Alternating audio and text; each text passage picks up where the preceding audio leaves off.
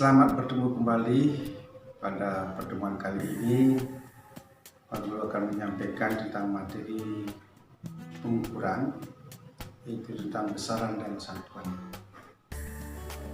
Kali ini Pak Guru akan menjelaskan besaran dan satuan. Besaran pembagiannya di besaran pokok dan besaran turunan, kemudian alat-alat ukur daripada besaran tersebut, kemudian satuan baku. Nah, itu yang beberapa nanti Pak Guru akan menjelaskan pada kesempatan kali ini. Mudah-mudahan anak-anakku sekalian semua bisa mengenal video ini dengan baik, kemudian bisa diterima dengan baik dan bisa diterapkan pada mata pelajaran atau kegiatan di sekolah. Baik, untuk mempersingkat waktu, Pak Guru akan sampaikan dalam kegiatan pembelajaran kali ini. Selamat menikmati.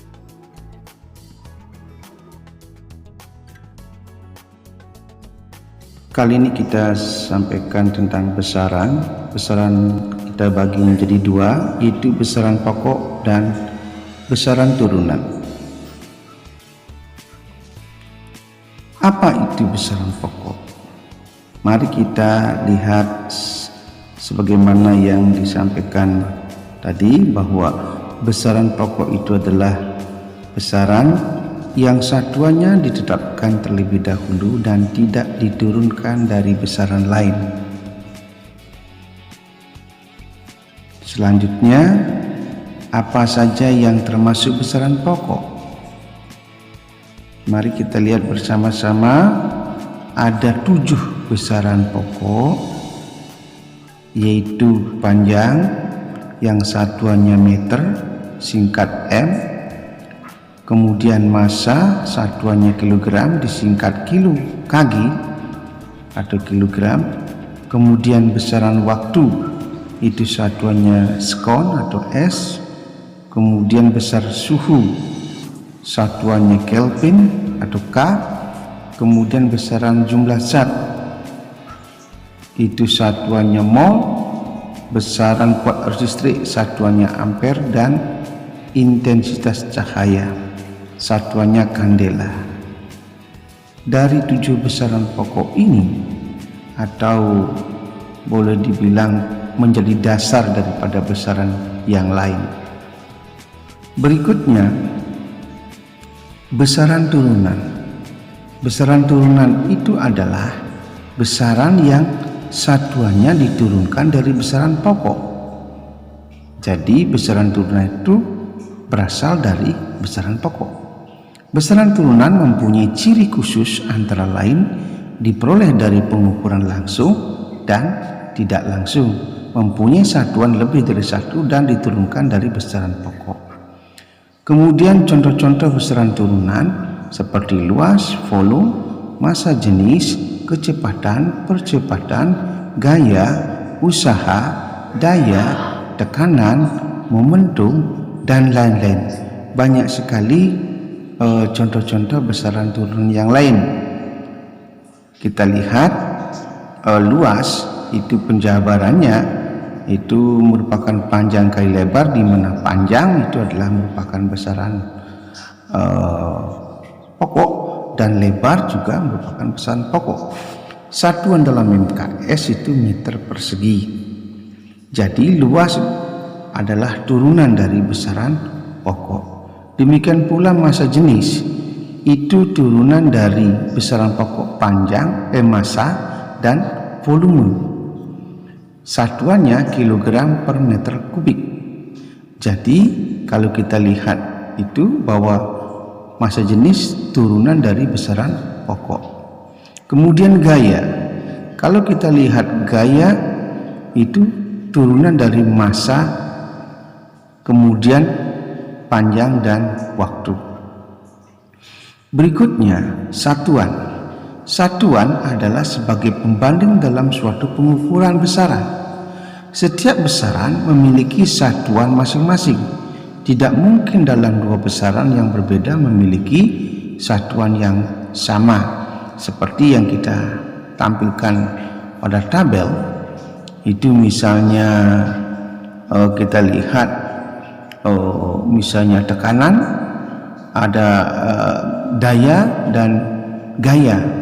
Kalau gaya itu kilogram meter per sekon kuadrat, sedangkan daya kilogram meter persegi per sekon kubik.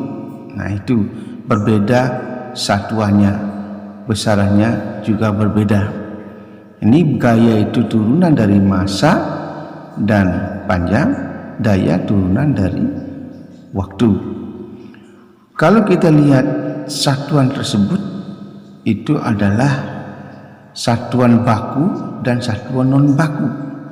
Satuan adalah pembanding dari besaran-besaran tersebut. Kemudian satuan baku ini adalah satuan yang telah disetujui penggunanya secara internasional, yang sering disebut dengan satuan sistem internasional. Nah, satuan sistem internasional dibagi dua, ada MKS dan CGS. MKS meter kilogram sekon dan CGS sentimeter gram sekon. Nah, itu tentang satuan. Kemudian kalau besaran panjang, menurut satuan internasional MKS-nya meter, kemudian CGS-nya sentimeter. Demikian pula massa kilogram MKS-nya, gram CGS-nya. Ini sama-sama sistem internasional, tetapi yang sering dipakai adalah MKS-nya adalah sistem internasionalnya, yaitu kalau panjang meter. Kemudian massa kilogram, waktu sekon. Gaya Newton, usaha joule, kecepatan meter per sekon, massa jenis kilogram per meter, percepatan meter per sekon, muatan elektron itu coulomb.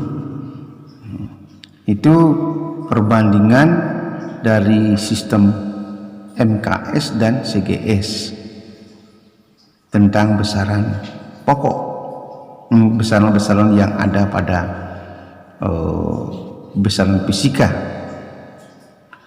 Kemudian selanjutnya kita lanjut